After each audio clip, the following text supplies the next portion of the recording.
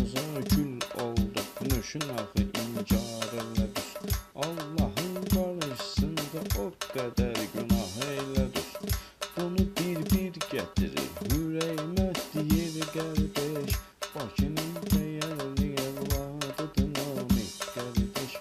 Bakının dəyərli evladıdır Namiq qardeş.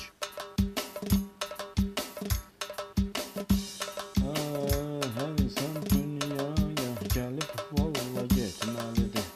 Bu dünyada nə əkib o dünyada bitməlidir. Allahın izni ilə ürəklərimiz gülməlidir. Var olanlar yox olub olmayan olacaq qardeş. Bakının dəyərli evladıdır Namiq qardeş. Bakının dəyərli evladıdır Namiq qardeş.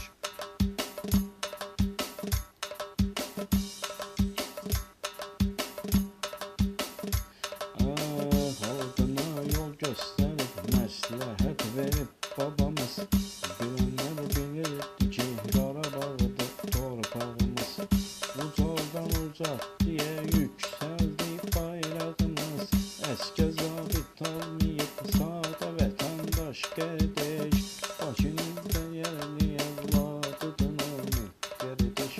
Bakının dəyərli evladıdır Namiq qardeş.